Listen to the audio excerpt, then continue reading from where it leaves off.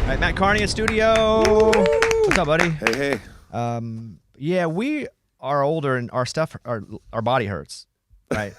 Last time I text Matt, I was like, hey, let's play some pickleball. And he's like, my knee doesn't work. I think that happens. I don't like this lead into my section. Well, no, you brought it up before we came on. Older. Yeah, and that's kind of the constant with all my friends now. It's like, which body part hurts and how long is it going to keep you out? So did you have a knee issue? I had yes, I was skateboarding on tour and fell. And so I had they went in there with something and cleaned it up. Oh, they really had to scope your knee? Yeah. How often do you skateboard? Not as much anymore. Were you a skater kid? Growing up, Eugene, Oregon, definitely everyone did at one point. You had your Pal Peralta board, So if you lived where you lived, you had to have your skater season. Yeah, 7th grade, 8th grade. Yeah, depending on what kind of asphalt you had in front of your house. If you had the really bumpy stuff, maybe not as much. Falling down just feels worse as you get older. It's like the scale of and it's way more embarrassing if you fall when you just in general. I used to like watching people fall, even videos. I'd be like, I don't even like watching people fall anymore. Because now if I fall, that's probably coming with a couple weeks on the disabled list, minimally. Yeah, you're not wrong. Eddie skateboards still as an adult man. I have a longboard though. I don't. Yeah, that's what I do. I longboard. Yeah. Wait, why is that? Is that down? It's kind of like a Harley versus a motorbike.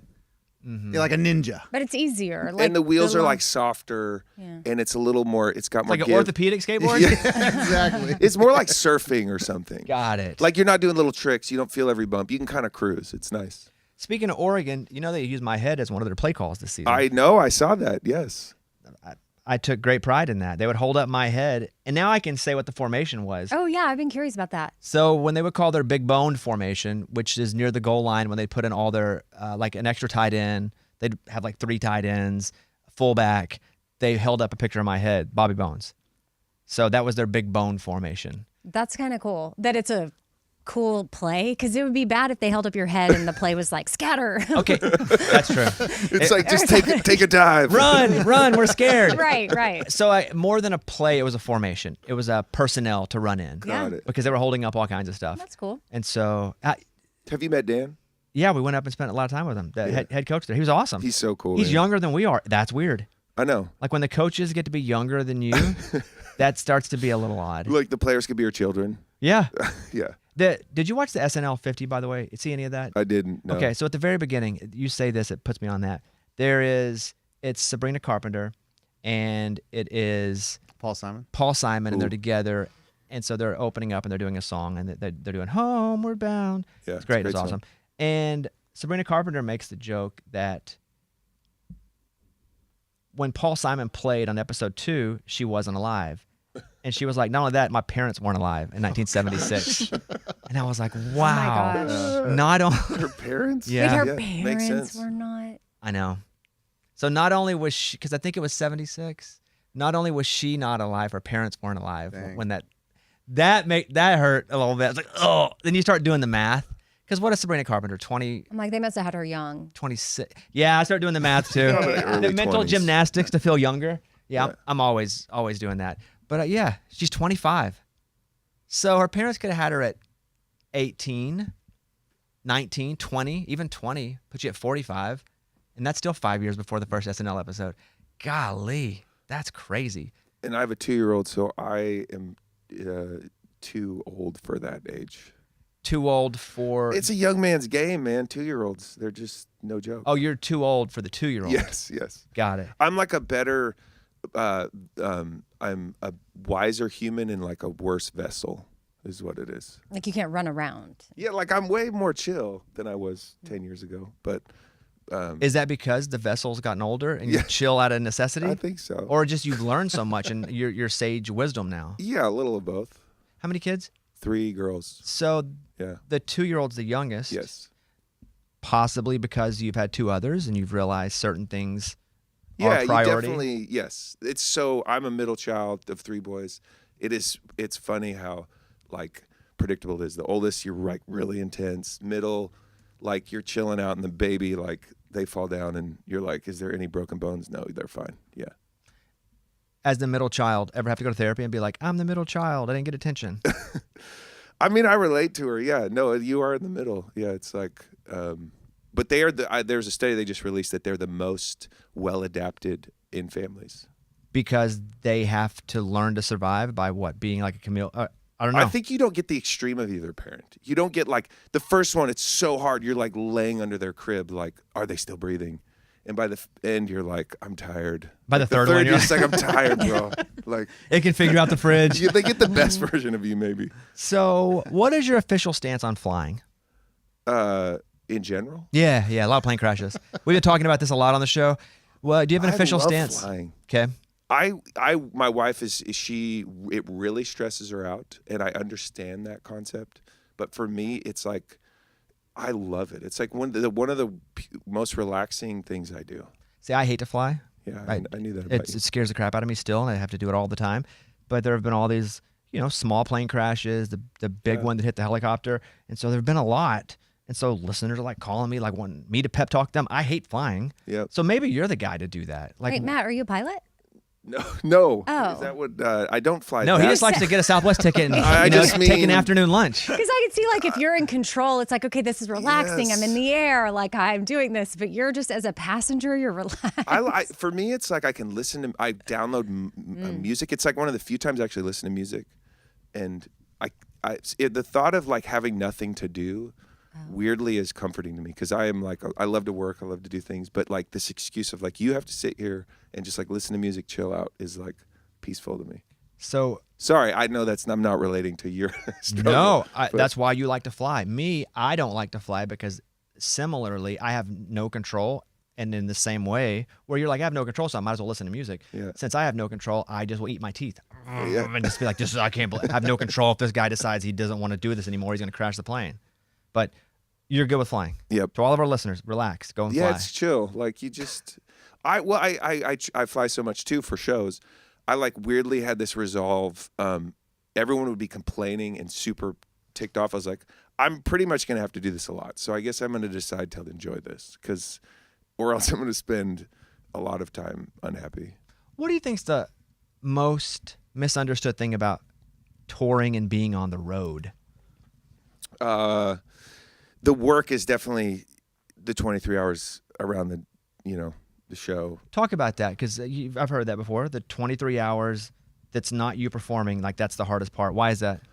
Well, I mean, we've all started to get our routines, and who you're with is such a big deal. So it's not even like you're the best musician. It's just like the hang becomes this, because you're living on a bus.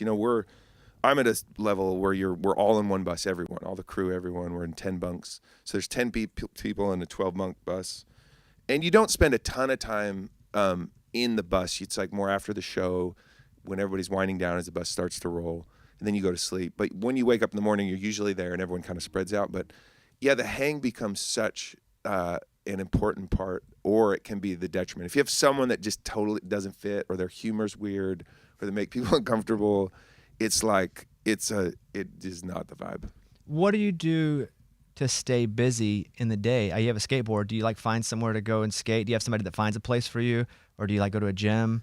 Yeah, I mean, I try to sleep in as long as possible because you want the show to fall like in the middle of, like, the longer you can make it more towards the middle of your day, it's easier. Like, I've never heard that before. That actually is a great idea. I can't, I've like a 2-year-old, so sleeping in for me is not what it used to be. But yeah, it puts it kind of like, you want it to be like the back 2/3 of your day, because then you can kind of have energy. Like after you work all day, you're up at 6 a.m. At like 9:30, you're not like, let's go. You're like, I want to go watch Netflix and sit on the couch. That makes a lot of sense. I would do comedy shows on a Friday night after I do the show in the morning and just be like exhausted. Dude, it's long. Yeah, it's like, I mean, you get that adrenaline hit every time but it's like that hour before the show, there's plenty of times where you're like, I don't know how this is going to work. And then 15 minutes before you get that cortisol, you get that adrenaline. Your body doesn't want to look bad in front of people. And you usually, you always rise to the occasion, but yeah. Do you guys still do Paul Simon? We put it back in the set. It's one of the greatest, like, live performance, because you guys do the song, which is such a fun song to do too. You can call me Al, Amy. Mm-hmm. I will be your bodyguard. They do it and do the dance and everything, or at least they did. You're doing it again. Yeah, we actually just brought it back. It's awesome. Do you ever like who choreographs that? And do you get to your boys like, Well, all right, boys, we're gonna do a dance number? It usually starts as a joke, but that's Chevy Chase's move from the video. So we were just messing around one day, and I was like doing it, and we were all laughing, and I was like, we have to do this. And usually like Phil's way into a bass player. Usually one of the guitar players is like, really, we got to do this. There's always one person that resists. It's But I'm awesome. like, we got this, man. How many songs do you cover? Depends on the tour. 1 to 3. Really? Depending on maybe there's like you reference one other song. Maybe there's like a serious moment or there's like a comedic one. We were doing. I was playing Bust a Move on this one. I was going to a verse just because I did it one night for fun and it went over. It was so fun that I was adding it in there. But yeah, or you do like a serious moment, some ballad you love, but maybe two or 3. That's fun. I wonder if I remember the words to Bust a Move from 1990. Yeah. Right? Dressed Certain in the parts for yellow, sure. she says Give me hello. a. This here's a jam for Or just give me all a the give me a fellas. beat. Let me see if I remember it. Can you give me a chord? beat? Yeah, just give me a chord. Yeah. This here's a jam for all the fellas trying to do what those ladies tell us. Get shot down cause you're overzealous. Play hard to get females get jealous. Okay, smarty, go to a party. Was a scantily class. Somebody chick walks up, you that wish sex her, and you're standing on the wall like you was Poindexter. Next day luncheon, high class function. It's so cold munching. Music comes on, people start to dance. Then you ate so much you nearly split your pants. And guys are talking, girls, bust a move. That's good. Why That's do we fun. not know like what part of the song is the part we all know, which is You she's dressed? want it. Well, no, the You got Oh, that's it. later verse on. is She's dressed in yellow. later on. She why says do- hello. come Come sit sit ne- next why to do we me, know you that fine part? fellow, Everybody run knows over that part. there without a second. Color, Yeah. Dressed in the yellow. It's definitely the most memorable. Yeah. because you can She picture says somebody dressed like a hello, banana. Maybe. hello. Probably. Yeah. That's a fun one. Yes. Was that start as a joke? It 100% starts as a joke. I shouldn't reveal this, but we played a song called Money that's like kind of more hip hop leaning. And I played too long one night and the song was over and I was just like playing the chords. And I was like, I don't know, should I fade out? Like, this is awkward. I'm still playing. And we're like, what other songs do I know? And that literally was the first thing that came to my mind. That was back there just waiting. Yes. It had its ticket. It's just waiting for his number to be 20 called. years. It's Yes. just been like, it's put me in, coach. Young MC was waiting for 20 years to get the call. So let's talk about the new music. How long do you go into a hole before you come out with new music?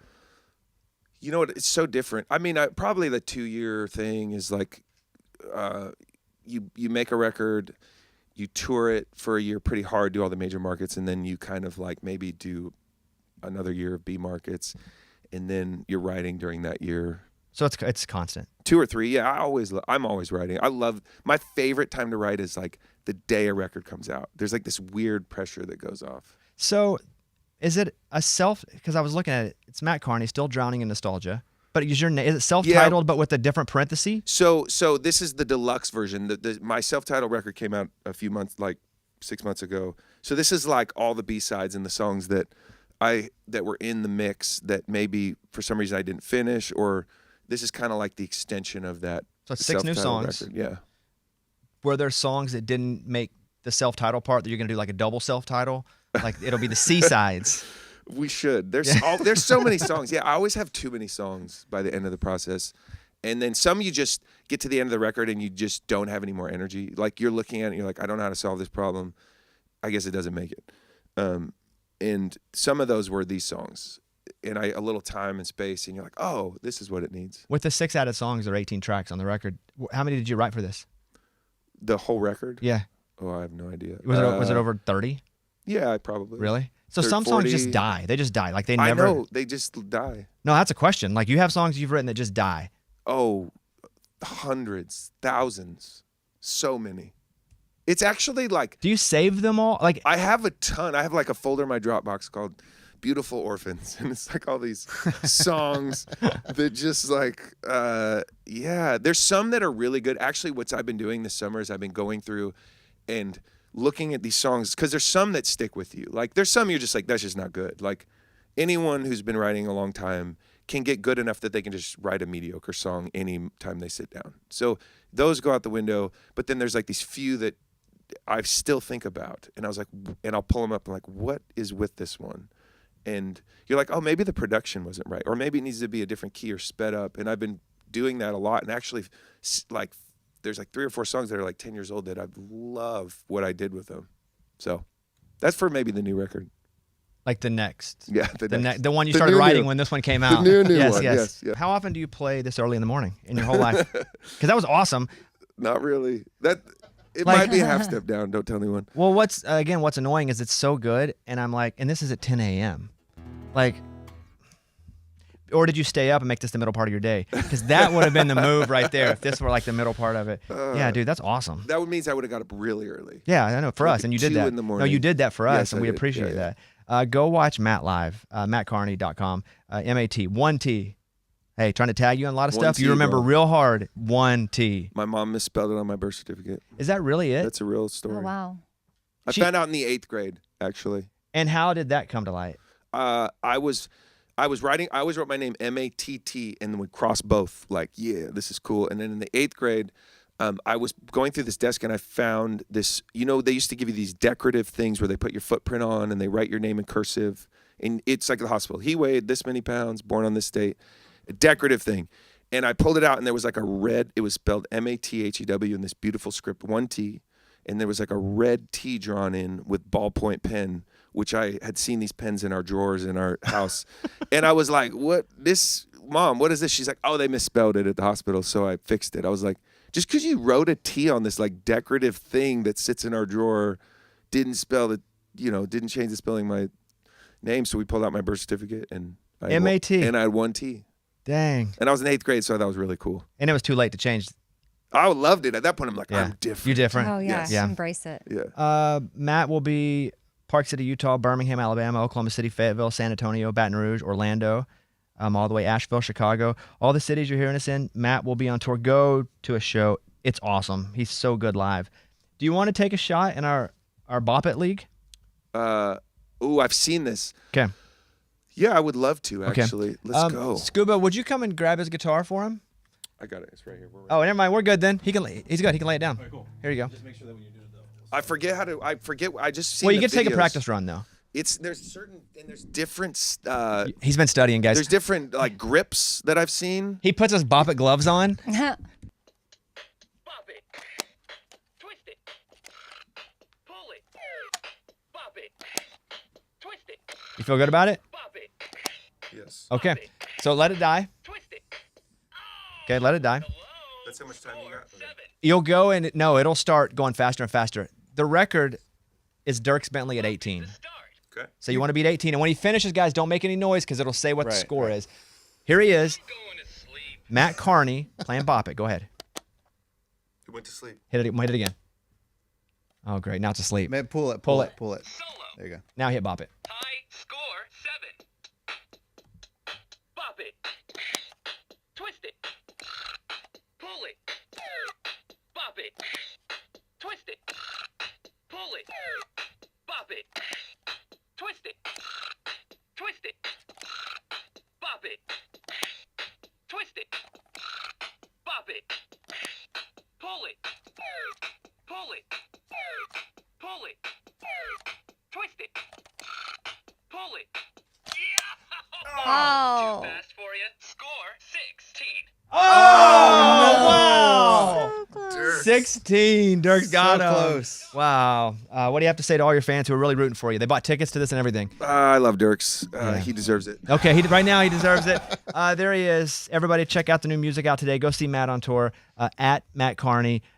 Big fan. Congratulations on the new music. And thanks for playing this morning, man. That was awesome. Hey, love being here. Buddy. All right, there he is. Matt Kearney, everybody. It's a